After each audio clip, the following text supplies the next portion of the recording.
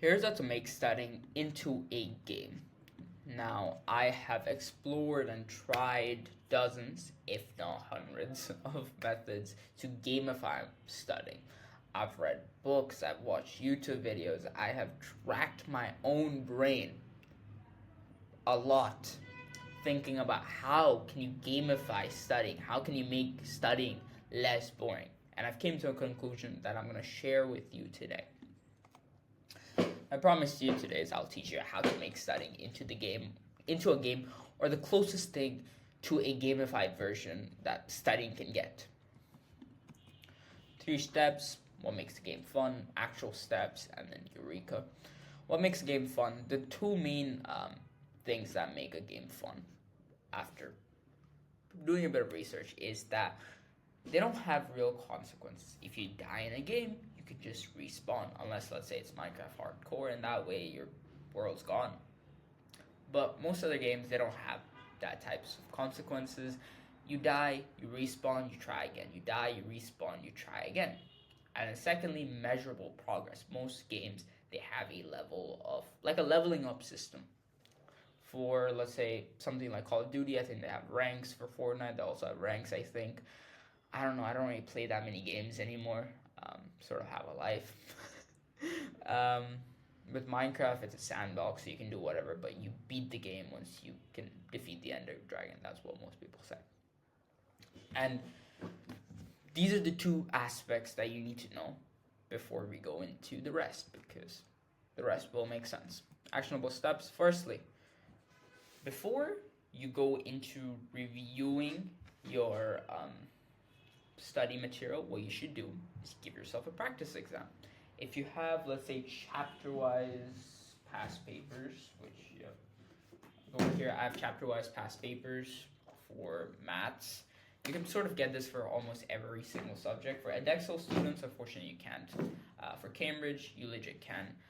For every other subject, do chapter-wise questions even before you go into reviewing for your exam, because then you understand where your weaknesses is, and as it's a practice test, there's no real consequences, and you can see where you are as a student of the particular topic. And then from there, you can work on your weaknesses, and then you can go into actual reviews. Secondly, LMC. This is a very short-term solution. This is a whole nother video that I've made. It's kind of complicated to explain without like 7 different pictures. So what I recommend is, if you want to know LMC, which is the best short-term way of making studying into a game. If you have your exams coming up in a week, in about 2 weeks, in about 3 weeks, in about 4 weeks is a bit pushing it with this method. But if you have anything from 3 weeks or under, you can abuse and rinse this study technique. This study technique was the savior for me back in grade 8, where quite funny enough, I legit made this to start actually studying towards all of my subjects, and I went from, I'll be honest, I went from basically failing to getting all A's with this study technique, and I studied for around like 2 weeks, 2 or 3 weeks.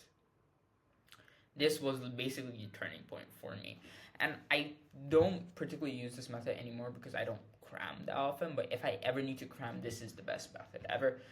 If you want the video, it should be on the top right of the screen. Now, for a long-term Anki. Now, you might be saying, what is this, blah, blah, blah, blah, blah.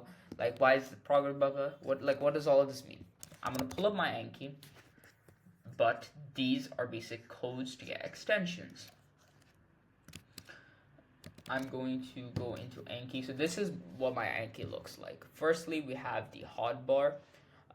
The progress bar is basically this progress bar, which for some reason I haven't updated my one, and I don't really need to gamify that hard, so it's not there. But normally you complete one and then it completes the, yeah, you see now it's 3%.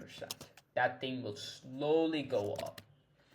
The review, he mapped this, almost every single person who has used Anki for more than a day has this.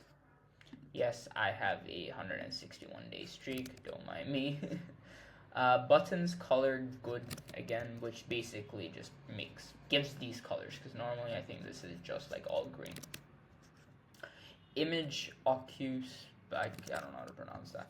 The basic thing for that, where I haven't used it in a bit. Okay. If you have slides, you can use this where you basically just you hide out things and you can make flashcards out of it, which I would say is the closest thing you can get to, let's say, fill in the blanks without manually typing and things. Obviously, there are different ways to also do this. What's a topic? I make flashcards different. Oh yeah, so this is a close card.